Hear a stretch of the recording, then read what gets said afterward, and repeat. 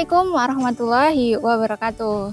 Sahabat Senang Tani, berbicara mengenai budidaya tanaman cabai memang nggak pernah lepas dari kendala. Mulai dari awal tanam sampai berbuah, pasti sahabat Senang Tani juga sudah merasakan bagaimana berbagai macam kendala kita hadapi, dan untuk bisa menghasilkan buah yang maksimal itu tidaklah mudah. Nah, pada kesempatan kali ini saya akan membagikan kepada sahabat Senang Tani semua apa saja sih kendala yang kami hadapi sejauh ini saat menanam cabai angkasa 89, di mana umur tanaman kami di sini sudah 84 hari setelah tanam. Nah, jadi untuk tahu lebih lanjut, simak video kali ini sampai akhir.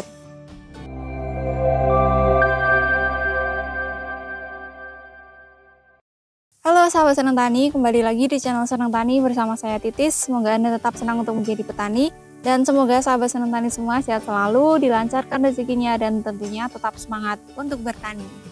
Nah, pada kesempatan kali ini saya akan membagikan kepada sahabat Senang Tani semua apa saja sih kendala yang dihadapi sejauh ini saat menanam cabai angkasa 89, dan saat ini umur tanamannya sudah 84 hari setelah tanam. Nah, jadi untuk kendala yang pertama di awal tanam fase vegetatif, saat tanaman masih kecil, ini kendala yang kami hadapi memang tidak terlalu banyak. Jadi saat tanaman masih kecil setelah pindah tanam, karena di awal kami sudah melakukan perlakuan perendaman bibit menggunakan Preminus, Perinterfos, dan Power Soil. Alhamdulillah pertumbuhan awal tanaman kami di sini ini cukup bagus, dan walaupun kondisi bibitnya ini cenderung masih lemas-lemas, tapi alhamdulillah pertumbuhannya bisa tetap optimal, bibit-bibitnya bisa beradaptasi dengan baik. Nah, kemudian mulai pertumbuhan awal ini sekitar umur 1 bulan lebih, ini kami mulai menghadapi kendala serangan trips dan tungau. Nah, jadi ini memang menjadi kendala yang sudah sering kami hadapi, karena di lahan ini sendiri memang sudah endemik terhadap serangan virus kuning, dan tentunya serangan hamanya juga sangat banyak, apalagi untuk hama kutu-kutuan, terutama trips dan tungau pada fase awal pertumbuhan tanaman. Jadi di awal ini tanaman kami sudah banyak sekali yang terserang trips dengan gejalanya, yaitu daunnya ada yang menggulung ke bawah, kemudian ada yang kombinasi dengan tungau. Jadi pucuk tanaman ini mengecil, kemudian pertumbuhan tanaman juga terhambat karena tunas pada tanamannya mengecil, kemudian daun-daunnya juga ikut mengecil, kemudian mengeriting.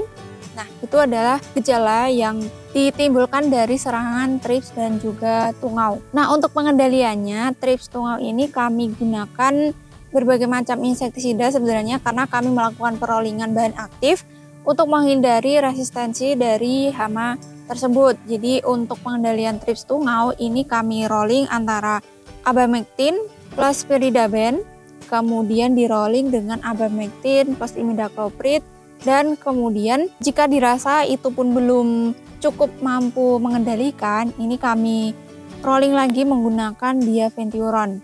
Nah, untuk mereknya abamectinnya di sini kami pakai Triton, pyridaben kami pakai Nomit, kemudian imidacloprid kami pakai Narador, dan untuk diaventuronnya ini kami pakai Pegasus. Dan memang sejauh ini masih ada serangan trips dan tungaunya, tapi alhamdulillah sudah cukup bisa teratasi karena sebagian besar pucuk tanaman ini sudah halus. Jadi tanda kalau tanaman cabai ini sudah cukup bebas dari serangan trips tungau itu pucuk tanamannya sudah halus, daunnya sudah halus, dan pertumbuhan tunasnya juga sudah lancar kembali. Nah, kemudian kendala selanjutnya yang kami hadapi yaitu karena kami sempat mencampurkan insektisida EC dicampur dengan insektisida yang formulasinya sama, EC, sama-sama EC, jadi kami campurkan. Kemudian beberapa hari setelahnya ternyata ada beberapa tanaman yang pucuknya ini gosong. Nah, ini kami sempat bingung juga kenapa bisa seperti ini. Nah, setelah kami telusuri ternyata memang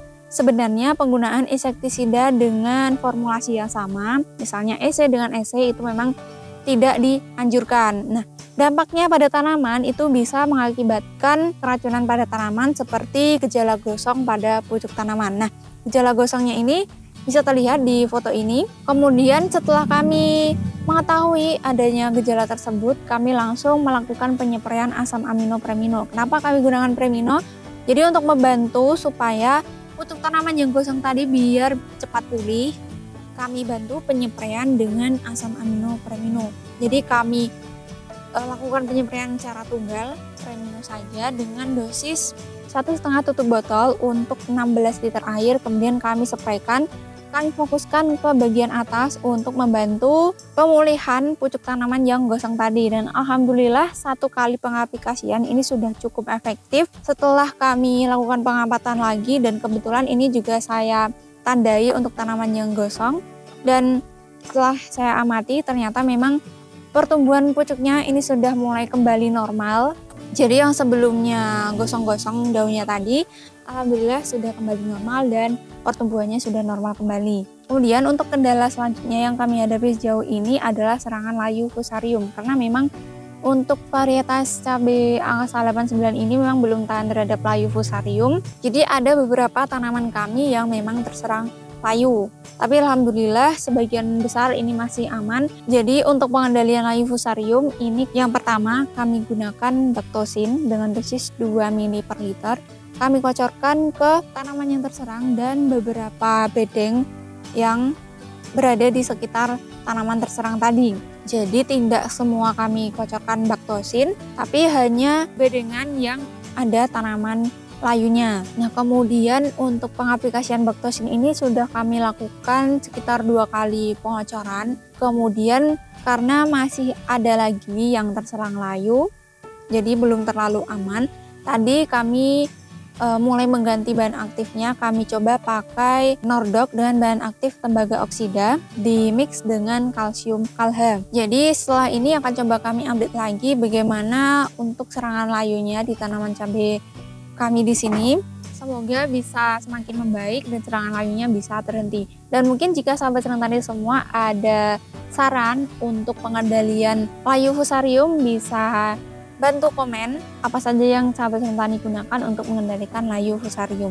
Nah, kemudian berbicara mengenai pengendalian layu fusarium, selain kami lakukan pengocoran bakterisida dan fungisida, di sini kami rutin melakukan sanitasi lahan, khususnya membersihkan gulma-gulma yang ada di sekitar lubang tanam, baik itu di lubang tanam ataupun di lubang pupuk susulan, dan membersihkan daun-daun yang sekiranya ini sudah tua pada bagian bawah yang kuning-kuning seperti ini. Ini kami bersihkan untuk menghindari kelembapan yang terlalu tinggi dan juga untuk menghindari penyebaran jamur dari daun-daun yang terserang bercak daun seperti ini. Nah, kemudian untuk bercak daun di sini memang ada serangan bercak daun, tapi sebagian besar ini masih daun-daun pada bagian bawah, jadi kategorinya masih cenderung aman. Dan untuk pengendalian bercak daun di sini kami sudah menyepraikan fungisida kontak. Ini kami gunakan bahan aktif klorotalonil dengan merek Indonil. Untuk penyempraian fungisida kontaknya ini baru kami lakukan sekitar 3 kali penyempraian dengan menggunakan bahan aktif yang sama dan merek yang sama, Indonil. Alhamdulillah sejauh ini serangan bercak daunnya masih bisa teratasi. Kemudian untuk serangan jamur patogen yang lain, alhamdulillah sejauh ini belum ada, dan semoga kedepannya bisa tetap aman. Jadi kita bisa melihat bagaimana produktivitas dari cabai angkasa 89 ini. Tambahan ya. Nah, jadi kendala selanjutnya yang kami hadapi akhir-akhir ini adalah serangan mati pucuk. Jadi pucuk tanaman ini banyak yang seperti gosong tapi membusuk. Jadi ini karena serangan jamur Coletotrichum. Jadi gejalanya itu adalah seperti ini.